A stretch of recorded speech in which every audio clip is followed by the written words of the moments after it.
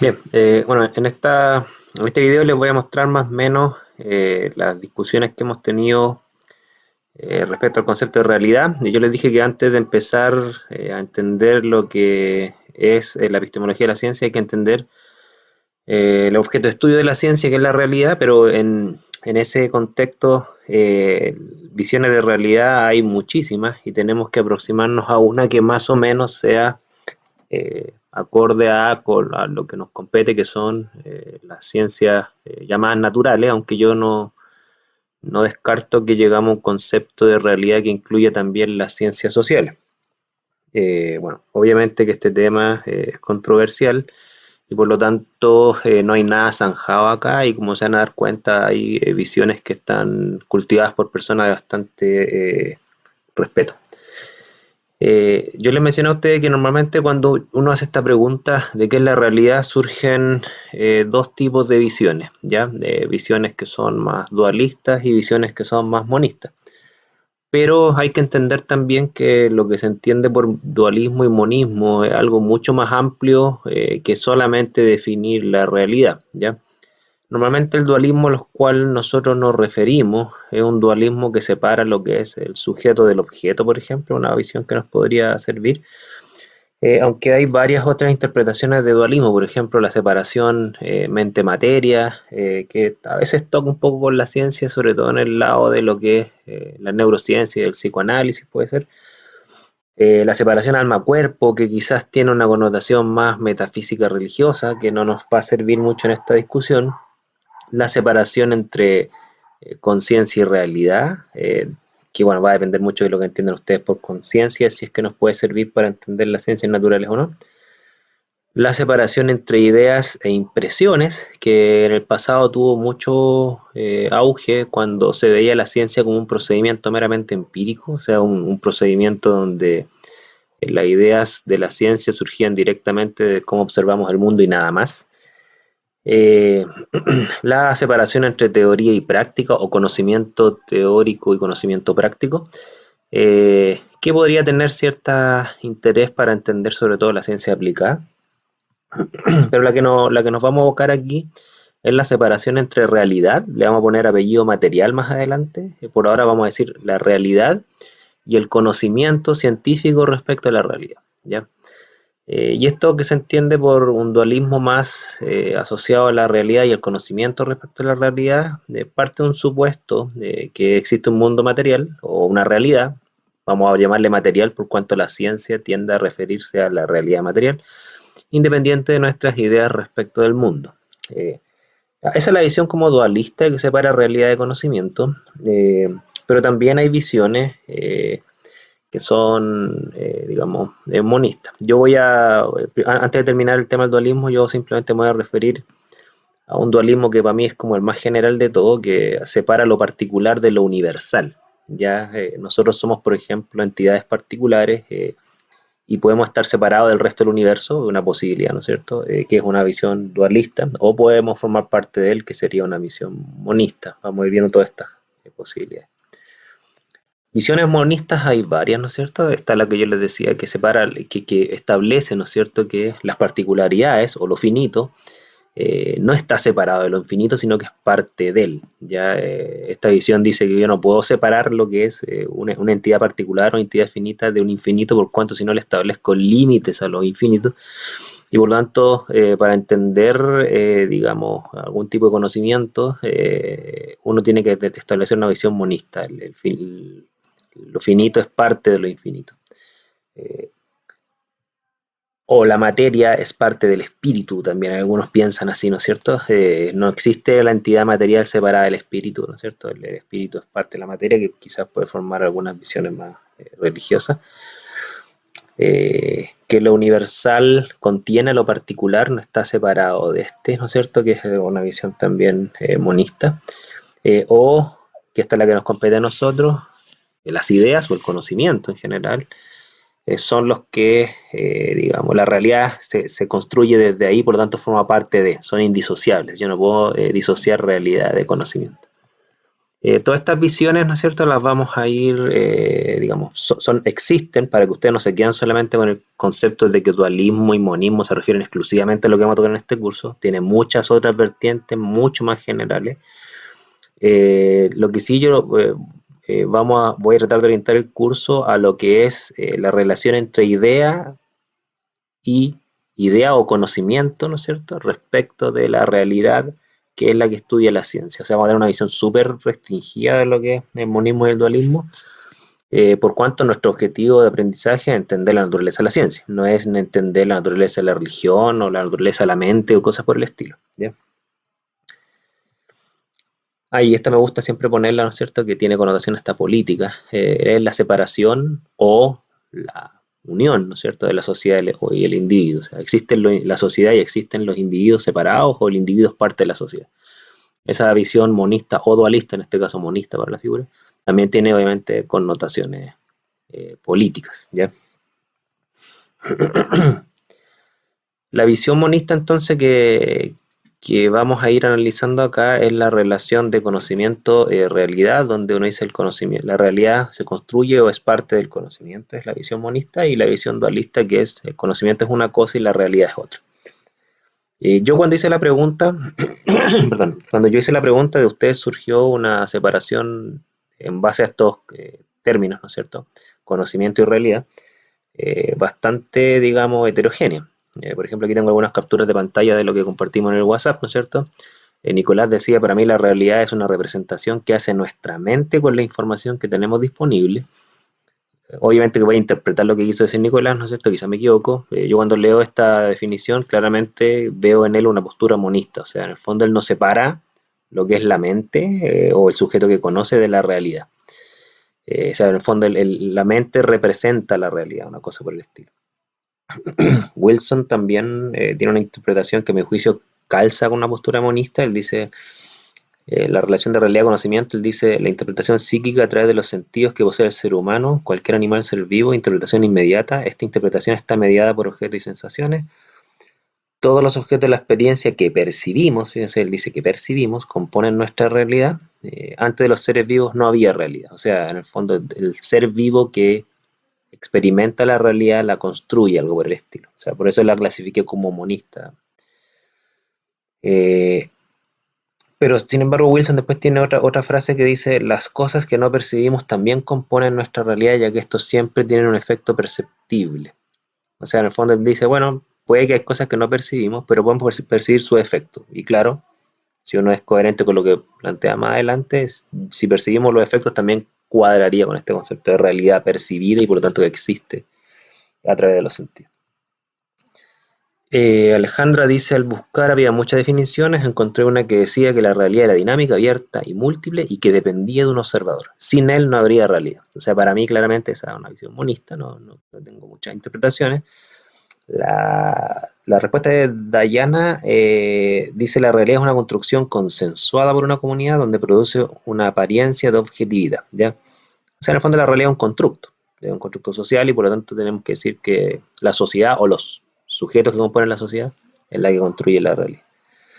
Javier dice, creo que también la realidad es una convergencia de dichas percepciones, un acuerdo de la comunidad. O sea, una cosa muy parecida a lo que plantea Dayana con otras palabras, ¿no es cierto? Que la comunidad es la que construye la realidad. Posturas dualistas también habían en ustedes, ¿no es cierto? Y habían varias. Rafaela decía de que la realidad es el estado de las cosas como son, sin importar la interpretación, pues esta varía entre observadores. Es explicable como tal a través del método científico cuando se llega a un consenso entre los mismos observadores y los observados. En el fondo, aquí lo que plantea Rafael le dice, bueno, está la realidad, no importa cómo la interpretamos, pero está, ¿no es cierto? La realidad es como es. Y nosotros lo que en el fondo consensuamos son las explicaciones, de una cosa por el estilo. Carolina dice, bueno, según lo que leí en el texto, decía que la realidad es un sistema de objetos materiales compuesto por subsistemas de distintos niveles, todos ellos conectados, por lo que una veces, por lo que aún, lo que aunque a veces no podamos ver lo micro, muchas veces se verá reflejado en algo macro. Aquí, por la definición de Carolina, no nombra la palabra sujeto o percepción, por lo tanto yo lo clasificaría como dualista. En el caso de Gabriel, ¿no es cierto? Dice, para mí la realidad es todo lo que acontece de manera eficaz, comprobable o no, fíjense, en función de las limitaciones contextuales. O sea, en el fondo él dice, tanto si lo puedo comprobar como no, la realidad es todo lo que acontece. Yo la clasifiqué como dualista, quizá interpreta mal a Gabriel, no sé. Esteban dice, yo lo que más me hizo sentido es que lo real habla de todo lo existente sin importar si es percibido o cómo era percibido, en tanto la realidad hace referencia a la percepción humana. O sea, da lo mismo si lo percibo o no, ¿no es cierto? Eh, lo real habla de todo.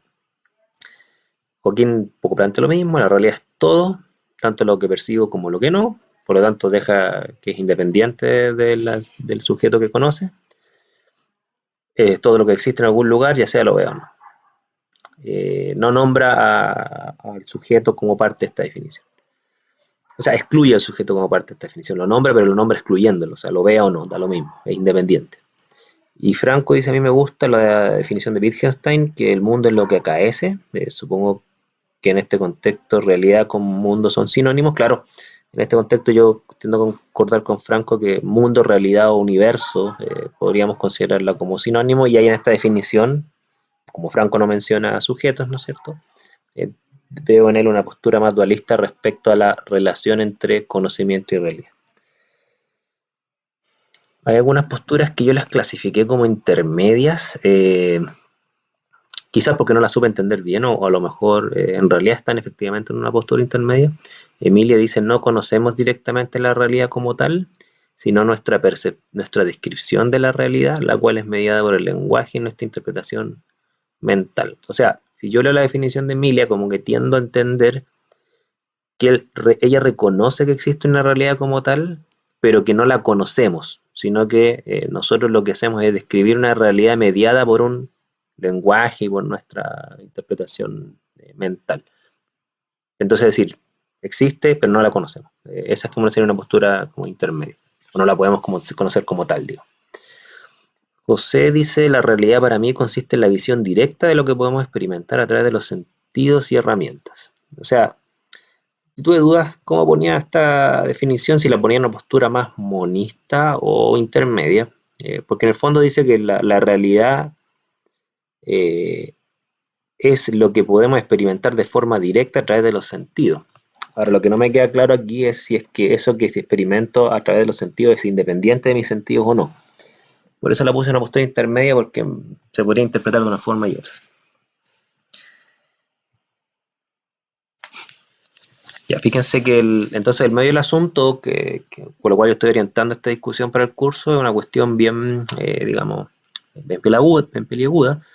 Y a mí no me interesa que ustedes tengan una definición determinada. De hecho, todo lo que vamos a ver después en el curso, ustedes pueden seguir teniendo su postura hasta el final o cambiarla, y no va a afectar mucho lo que vamos a ir discutiendo más adelante, porque este curso es abierto, o sea, analiza visiones de lo que es la ciencia. Y lo que sí me interesa es que haya un debate, y que si ustedes tienen una postura, la que sean coherentes con esa postura y que la argumenten y que también sean abiertos a la refutación y que los haga reflexionar.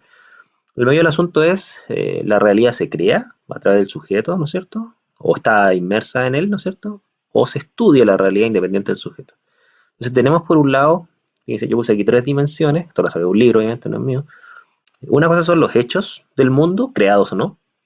Otra cosa son nuestras ideas del mundo, creadas o no.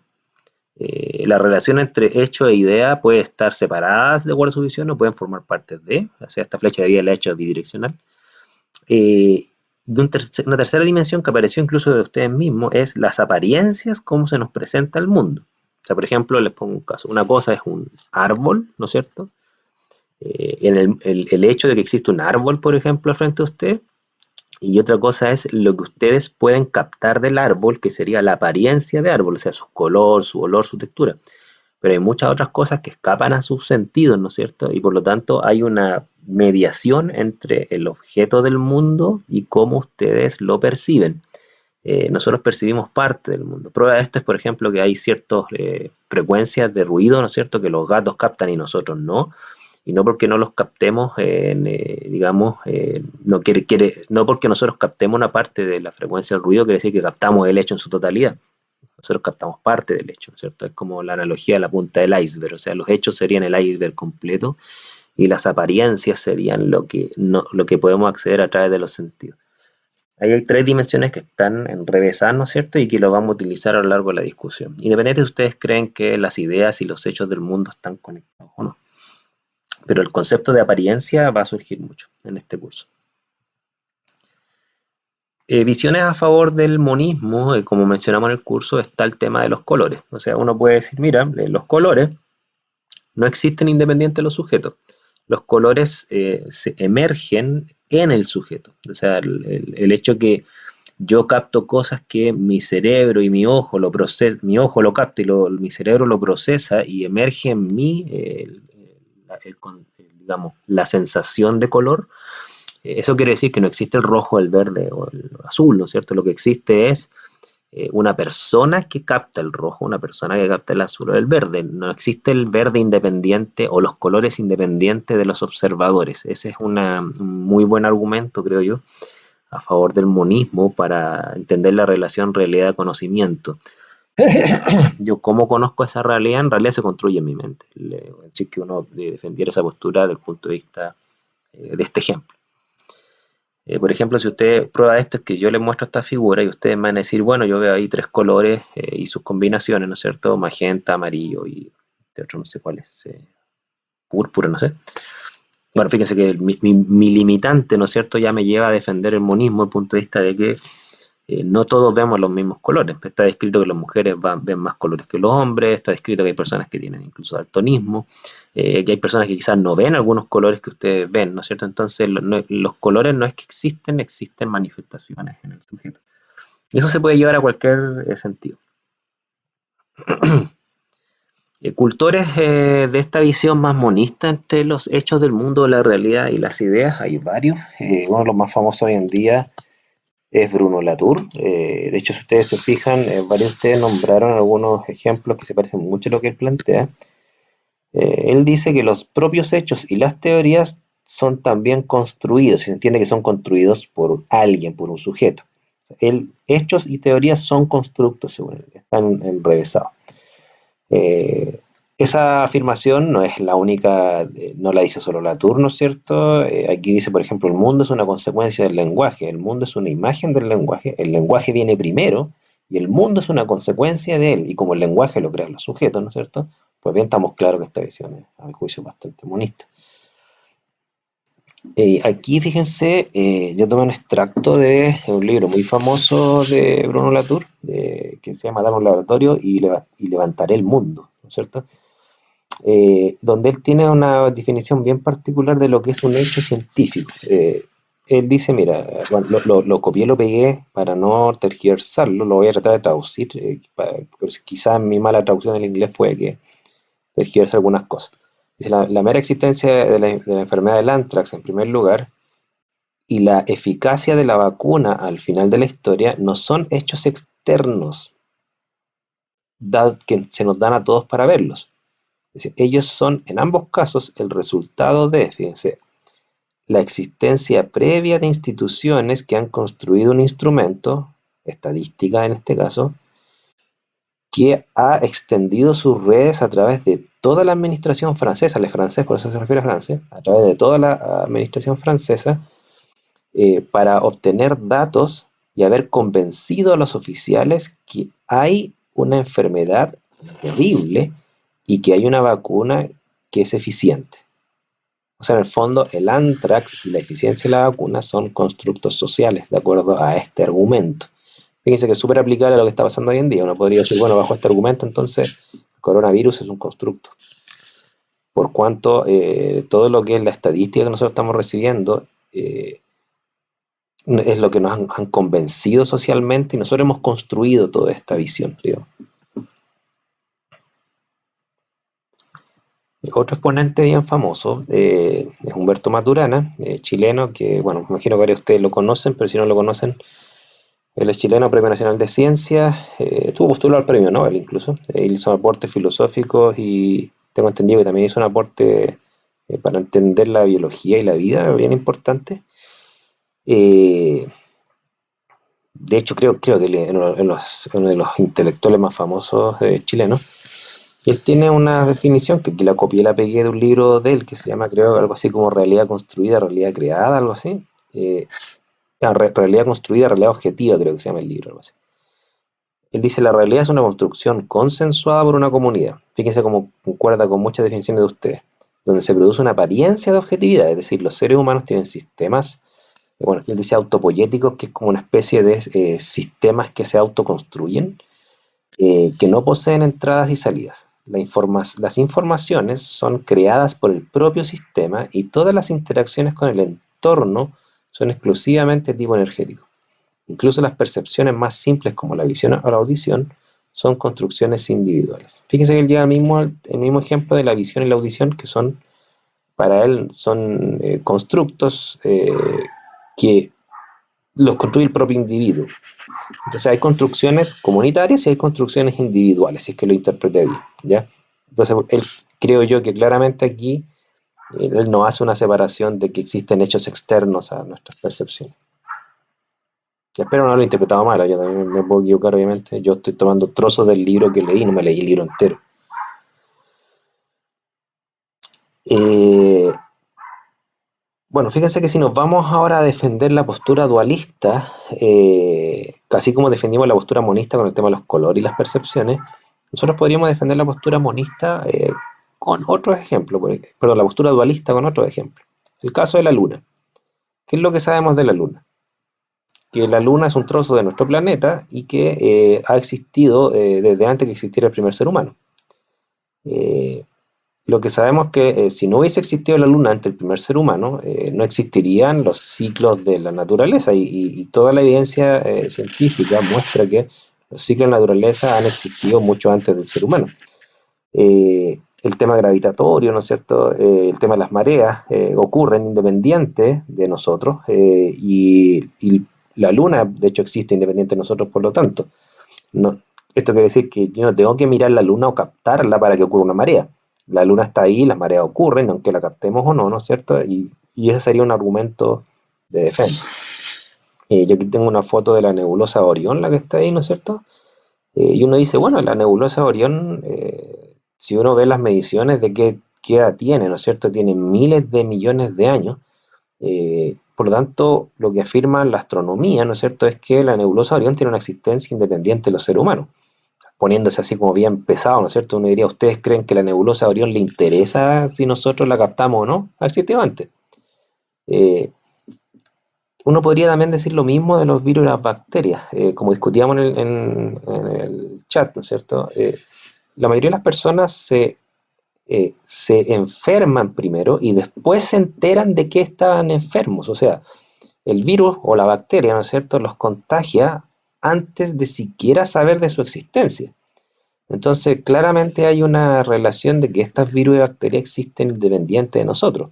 Quizá uno podría defender que las enfermedades, o sea, el estado que generan, no es independiente del ser humano porque el estado existe en el ser humano que se enferma, el estado de enfermedad. No existe la enfermedad, existen enfermos, hasta ahí podríamos entenderlo. Pero los virus y las bacterias, sí, existirían independientemente. Esa sería como una forma de defenderlo. Fíjense que hay se me olvidó pegarlo en esta presentación, pero hay un libro bien entretenido, ¿no es cierto?, que para defender la postura dualista dice, nombra la historia de un filósofo, no sé si la historia es cierta o no, pero da lo mismo, nombra la historia de un filósofo que se estaba cuestionando la existencia de la realidad, e iba tan abstraído en sus pensamientos que iba mirando al cielo, y de repente el filósofo se encuentra que se azotó contra el piso y está dentro de un hoyo de 2 metros. Entonces el filósofo llega a la conclusión que ese hoyo en el piso existía independiente de si él lo captaba o no. De hecho, era tan así que se dio cuenta de su existencia cuando ya estaba dentro de él. O sea, en el fondo eso es como una forma de, digamos, de interpretar una defensa dualista. Exponentes famosos, y aquí, discúlpeme las chicas, toda esta historia del dualismo y el monismo es bien antigua y la mujer está súper subrepresentada en esta cuestión. Créame que intenté buscar mujeres, me ha costado un mundo, no he encontrado nada en esta historia. Más adelante sí hay, digamos, exponentes científicas bien famosas de las cuales vamos a apelar, pero en este caso no he encontrado figuras femeninas. Dentro de los exponentes famosos que he visto, por ejemplo, exponentes famosos que defienden más esta visión dualista de la separación entre el conocimiento y la realidad o la idea y los hechos. Bueno, uno de ellos Mario Bunge, que acaba de morir hace poquito, y Mario Bunge, que se le considera el filósofo de la ciencia más influyente del siglo XXI. Él dice que la realidad, o sea, el hecho es una cosa que está en un estado dado, o una cosa que va hacia un estado diferente. Sin cosas no hay hechos. O sea, él, ¿qué es lo que dice? Lo que se entiende por hecho, primero tienen que existir cosas para que existan hechos, y por lo tanto, no, las ideas no tienen nada que ver con los hechos, porque la mera definición de hecho es una cosa en un estado dado. Ahí no dice es una cosa captada por alguien en un estado dado. Y eso defendería, por ejemplo, la afirmación de decir es un hecho que la Luna tiene, no sé, 3.000 millones de años. La visión de Carl Sagan, por ejemplo, que se le reconoce como el divulgador de la ciencia más influyente de la historia, él dice, la ciencia nos invita a aceptar los hechos, aunque no se adapten a nuestras ideas. O sea, en esa afirmación Carl Sagan refleja su visión. Él en el fondo dice, los hechos son independientes de nuestras ideas. Y hay que aceptarlos como tal, y ese en el fondo son las ideas, si uno lo afirma de forma contraria, serían las ideas las que tienen que adaptarse a los hechos, no los hechos a las ideas, porque los hechos son independientes de nosotros. Esta es una frase bien bonita de Galileo Galilei. Dice, prefiero más bien pensar que la naturaleza hizo primero las cosas a su modo y luego, después, ¿se fijan? Hizo el razonamiento humano lo suficientemente hábil para la comprensión, pero solo mediante un arduo trabajo de algunas partes de sus secretos. Galileo era súper creyente, ¿eh? Por eso él habla de como la naturaleza como un creador inteligente, ¿eh? Para que no se hagan extrañar. Entonces surge la discusión, ¿existe una realidad externa independiente de nosotros? Un extremo. No existe una realidad, la realidad es un constructo, otro extremo. Y hay algunas visiones intermedias que dicen, mira, ¿sabes qué? Existe una realidad, pero no la podemos conocer, ¿no es cierto? Ahí yo me he topado con unas personas que tienen esa visión, algunas personas dicen, mira, yo soy dualista o realista, le llaman algunos, ¿no es cierto? Pragmático, es decir, yo no sé si existe una realidad independiente de nosotros, no lo sé, nos atreve a afirmar que no, ¿no es cierto? Pero actúo como si existiera, es una visión, ¿ya? Y hay otra visión intermedia que yo la voy a nombrar ahora a razón del caso de Maturana. Es un caso que yo lo leí en un libro de Rafael Echeverría, que tuvo una disputa con Maturana por otros temas. Y él cuenta la historia de una discusión que tuvo Humberto Maturana con otro biólogo. Humberto Maturana hablando de un poco su visión de la realidad construida, ¿no es cierto? Y fíjense que había un biólogo que le increpó lo que él estaba diciendo, pero lo increpó no refutándolo del todo, sino que en el fondo poniéndole ejemplos en donde limitaba un poco esta visión que tenía él. Por ejemplo, este biólogo le dijo algo así, voy a tratar de parafrasearlo, no sé si del todo correcto, pero para que me entiendan la idea solamente. Este tipo le decía a Humberto, decía, mira, Humberto, yo vine en avión y tuve que cruzar la cordillera para llegar a Chile. Pues bien, dijo, yo espero que el piloto del avión entienda que existe una cordillera, independiente si él la capta o no, independiente si cree en ella o no, independiente si la conoce o no. Porque de lo contrario, si este piloto asume que por no captarla no existe, el avión se hubiera estrellado igual. Ese es un primer argumento que le da en contra de Maturana. Pero después él, tratando también de defender un aspecto que él sí aceptaba la visión de Maturana, este tipo le dice, tú tienes que entender que existe un pequeño ámbito de la realidad que sí es un constructo humano, y ese ámbito es la realidad social, le dijo él. Dijo, lo que es los sistemas legales, la escala de valores morales, eh, la política, efectivamente esos son constructos sociales, pero la realidad social, decía él, es un pequeño ámbito de toda la realidad. De hecho, la realidad en su totalidad es muchísimo mayor que ese pequeño trozo de ella que es la realidad social. Entonces él le dijo, esto de la realidad construida es la realidad social, nada más. Se lo dejo ahí planteado para que a lo mejor matiza un poco esta discusión.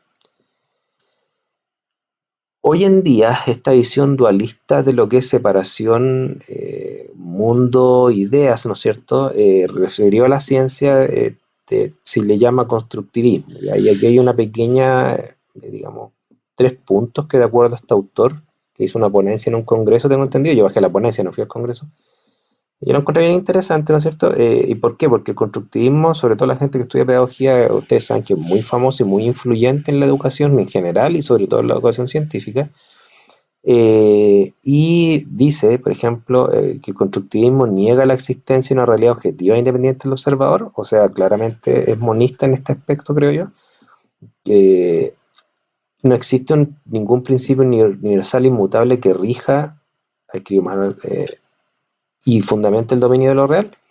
El tercer punto, ¿no es cierto? Luego el sujeto construye activamente la realidad por medio del lenguaje. ¿Se fijan que se repite esto de que el lenguaje construye la realidad? Eh, yo vi lo que afirmó Franco de respecto a Wittgenstein. Bueno, yo no sé si Wittgenstein habla de que el lenguaje construye la realidad. Lo que yo he leído es que Wittgenstein dice que el lenguaje mapea la realidad. De ahí yo me cuesta tener una visión clara de cuál es la visión de Wittgenstein respecto a este punto. Eh, por lo tanto, todo conocimiento, dice este autor, depende de quien lo anuncia y se enmarca dentro de un contexto sociocultural determinado. Todo lo dicho es dicho por alguien, que es una frase maturana que este autor lo cita. Eh, el constructivismo, como les digo, yo lo traje a colación solamente por la actualidad. Obviamente que si uno hace un repaso histórico, uno se va a encontrar visiones dualistas y monistas con varios etiquetas, ¿no es cierto? Yo traigo una etiqueta que es más famosa hoy en día. Dentro de las visiones dualistas hay varias etiquetas que andan dando vueltas, por eso no puse una etiqueta concreta. La etiqueta que más, digamos, yo voy a apelar, porque a nivel de paper es la que más se dicen, es que las visiones dualistas se les llama hoy en día realistas, ¿ya? Pero hay varias, así como hay varias vertientes de constructivismo, hay varias vertientes de realismo y las vamos a ir viendo más adelante porque esto es solamente el tema más ontológico o metafísico ontológico. Cuando empezamos a meternos a otras ramas de la filosofía, obviamente que ahí se van subdividiendo y va ocurriendo la interseccionalidad, ¿no es cierto? Donde empiezan las subclasificaciones a aparecer. Yo le puse esta diapo combos iba y combos venían porque esta separación, ¿no es cierto?, de bandos que se dio entre ustedes también se da a nivel de los intelectuales más famosos en el mundo, ¿no es cierto? El matrimonio Lederman, que está ahí, que es muy famoso a nivel de la educación científica, tiene un argumento bien interesante a mi juicio, y dice, cada vez que haces una observación para comprobar o refutar una teoría, esta misma observación está modelada o cargada de una teoría previa. En el fondo ellos dicen que no existe la evidencia objetiva, o sea, cuando yo, por ejemplo, voy a medir un pH, yo interpreto el valor del instrumento en base a toda una teoría que estoy aceptando como cierta, por lo tanto la observación no es objetiva, es dependiente de la teoría. Y ahí se refleja un aspecto de que en el fondo la realidad, que sería el pH de la solución, no está tan separada de nuestras ideas respecto a la realidad, porque en el fondo en la realidad fija lo que observamos. Yo no comparto toda esta afirmación, pero la encuentro sumamente interesante. El matrimonio de Lederman es tremendamente influyente, y yo por eso la traje a colación para hacerlo reflexionar, ¿ya? Quizás no debía haber dicho que no la comparto para que no se intimiden con mi opinión. Eh, Mario Bunge, por ejemplo, que bueno, Lederman forma parte del constructivismo. Mario Bunge él es bien ácido contra el constructivismo. Él dice: los constructivistas relativistas sociales niegan la diferencia entre cosa, idea, hecho y ficción, ley y convención, investigación y conversación, prueba empírica y negociación con colegas. En el fondo dice que ellos están equivocados, que hay instancias donde uno consensúa cosas, pero hay instancias donde no. Eh, Ahí los dejo a ustedes para que se formen una opinión, ¿no?, al respecto. Entonces, toda esta cuestión de dualismo y monismo, a mi juicio, es lo que se lleva ya a la ciencia de la educación científica, porque este curso está orientado más a pedagogos, pero los bioquímicos les puede servir también en temas sociales. Tiene varios ejemplos, y aquí yo tengo un ejemplo que ha generado mucha controversia. Bruno Latour sigue defendiendo esto, a pesar que lo han atacado. Esta es una interpretación que tiene Bruno Latour respecto a un fenómeno bien interesante que se dio, que es que cuando exhumaron la tumba de Ramses, para saber de qué murió, ¿no es cierto? Tengan en cuenta ustedes que Ramses, bueno, en esa época, digamos, que creo que era un faraón, no sé, como de mil y tantos años antes. A ver, fíjense que dice la tumba 3000 años después de su muerte, ¿ya? O sea, para que ustedes vean que nació antes de Cristo este tipo. Entonces exhumaron la momia, le hicieron un análisis forense y encontraron que, de acuerdo al análisis forense, al parecer Ramses murió por el bacilo de Koch. O sea, se le pegó una enfermedad que tiene que ver con el bacilo de Koch, ¿no es cierto? Y se diagnosticó entonces que murió de tuberculosis, que es lo que da el bacilo de Koch. ¿Y qué es lo que salió diciendo Bruno Latour respecto a esto? Recuerda que Bruno Latour es constructivista, para él la realidad, digamos, no está separada de nuestras ideas. Dice, se lo traduzco, lo tengo marcado en amarillo, dice, ¿cómo pudo haber muerto de un bacilo descubierto en 1882 de una enfermedad cuya etiología en su forma moderna fecha o data solo desde 1819? ¿Esto no es anacronismo? O anacronista, perdón. La atribución de tuberculosis a Koch y Koch, y al vacilo de Koch, a la muerte de Ramsay, ¿no es cierto? Sería anacronismo, dice. Sería un anacronismo del mismo calibre, como si hubiésemos diagnosticado su muerte que ha sido causado por una revuelta marxista o por una arma, por una metralleta en realidad, machine gun, o una caída de Wall Street. ¿Se fijan? En el fondo lo que él trata de decir, no puede haber muerto de tuberculosis, porque la tuberculosis se descubrió, por así decirlo, en 1800 y algo, y él murió 3000 años antes. Entonces él es súper fiel a su constructivismo, ¿se fijan? En el fondo, si la tuberculosis es un constructo social, no pudo haber existido antes de Koch.